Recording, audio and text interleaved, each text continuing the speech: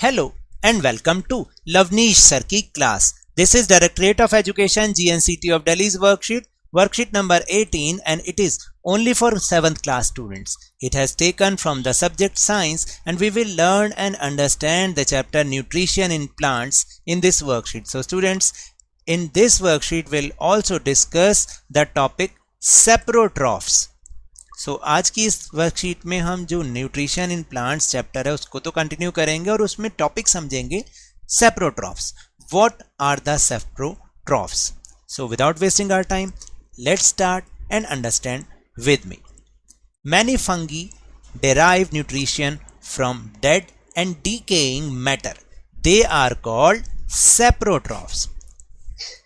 यानी कई प्रकार के ऐसे फंगीज हैं, कवक हैं, इनको हिंदी में बोलते हैं कवक और फंगी. वो क्या करते हैं?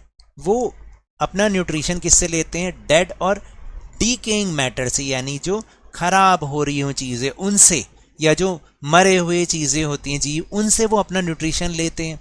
इसलिए उनको हम सेप्रोट्रॉफ्स या हिंदी में हम मृतजीवी कहते हैं. Some organism do not have mouth like animals.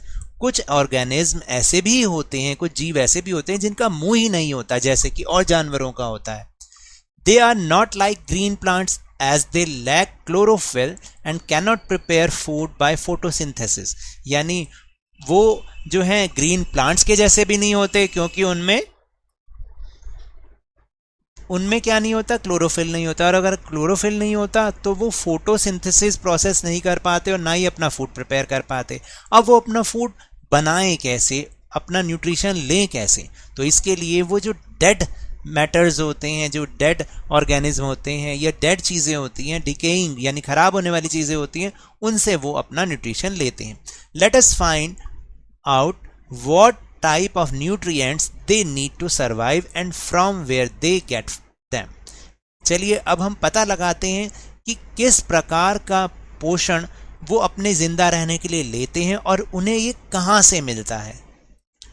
These organisms absorb the nutrients from the dead and decaying matter.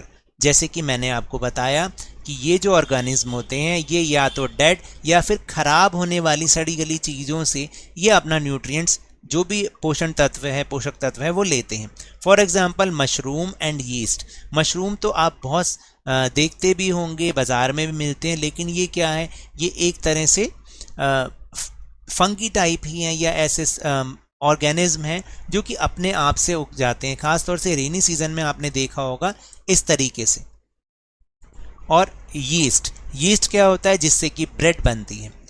During rainy season, fungi spoil many things like leather shoes, clothes and pickles as they grow on them when these articles are left in hot and humid weather.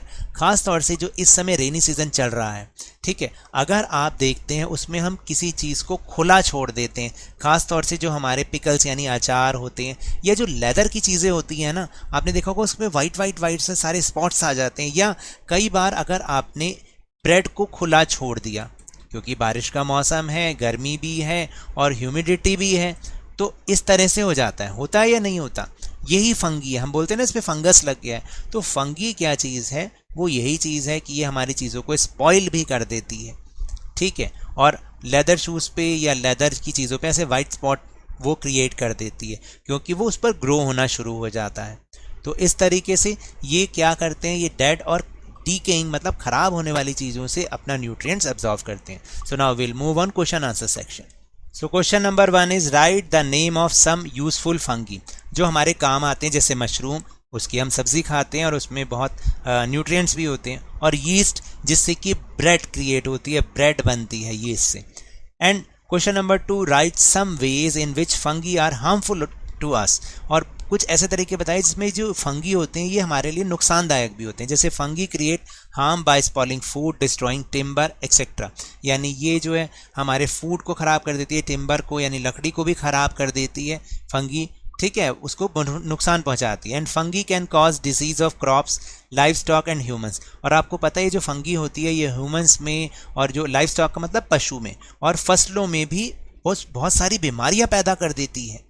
अब आपको समझ में आया किस तरह से ये हमारे लिए यूजफुल है और किस तरह से हमारे लिए ये हार्मफुल है। तो टेलीग्राम ऐप पर भी हमने अपना चैनल लवनीश सर की क्लास बनाया, जिसका लिंक आपको इस वीडियो की डिस्क्रिप्शन बॉक्स में मिल जाएगा। आप वहां से हमारे चैनल के साथ जुड़िए और इस वीडियो का लिंक और जो आपकी क्लास की और वर्कशीट्स हैं सब लिंक्स आपको एक साथ मिल जाएंगे, आपको कहीं सर्च करने की जरूरत ही नहीं पड़ेगी।